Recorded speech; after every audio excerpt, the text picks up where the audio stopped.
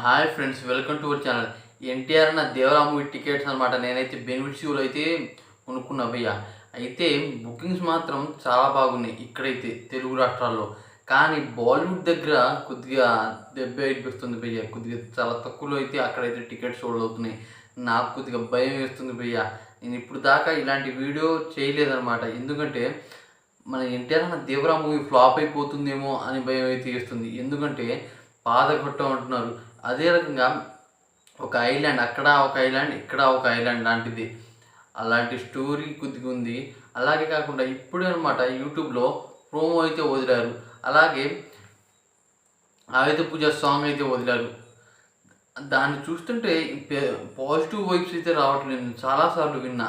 అయితే ఆ సాంగ్లో అంత హైప్ లేదని నాకైతే అనిపించింది భయ్య.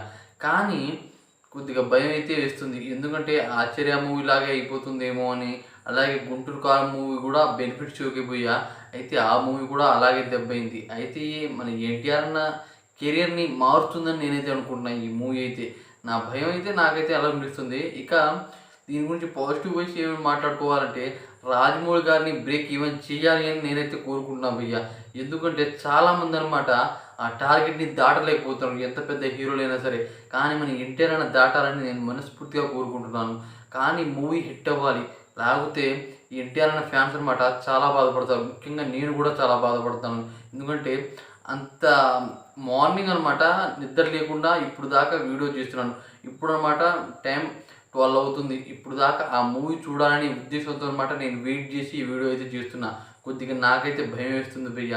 చెప్పాలంటే అంత పెద్ద సినిమా అనమాట, 300 కోట్ల బడ్జెట్తో వస్తున్న సినిమా ఒకవేళ ఫ్లాప్ టాల్కనికే వచ్చిందనుకో, వామ్మో ఊహించలేం ఎన్టీఆర్ అన్న ఏ విధంగా ట్రోల్ చేస్తారో అని.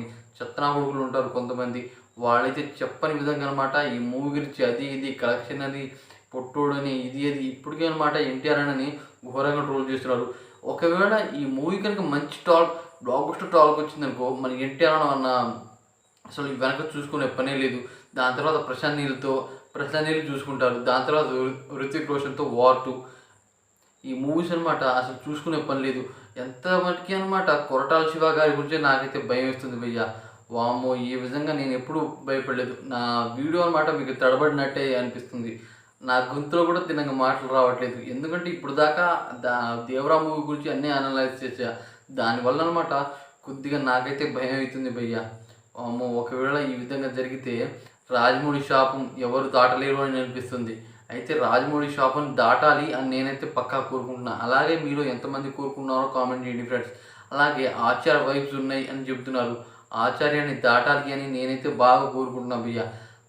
నిజం చెప్పాలంటే ఆశ్చర్యాన్ని దాటుతుంది పక్కాగా. దీంట్లో డబల్ రోల్. అలాగే మన ఎన్టీఆర్ అన్న మౌన్ లేడు. ఆయుధ పూజ సాంగే కొద్దిగా ఆ ప్రోమో కొద్దిగా డౌన్ అనిపించింది. ఆ ప్రోమోలో కొద్దిగా బాగుండేది. అలాగే అనిరుద్ధ్ భయ్య జైలర్లో సగం ఇచ్చినా సరే, జైలర్ మూవీలో ఇచ్చిన మ్యూజిక్ సగం ఇచ్చినా సరే దేవరా మూవీ బ్లాక్ బస్టర్ అవుతుంది. కానీ ఈ ఆయుధ పూజ సాంగ్లో ఇచ్చిన ఎలివేషన్ అనమాట నా మైండ్ పోయింది భయ్య. ఇప్పుడు దాకా ఈ విధంగా నేను అసలు ఊహించుకోలేదు. అనిరుద్ధ్ ఆయుధ పూజ సాంగ్ బెటర్గా కొడతాడని నేనైతే అనుకున్నా. కానీ ఆ సాంగ్ కొద్దిగా తేడా కొడుతుంది.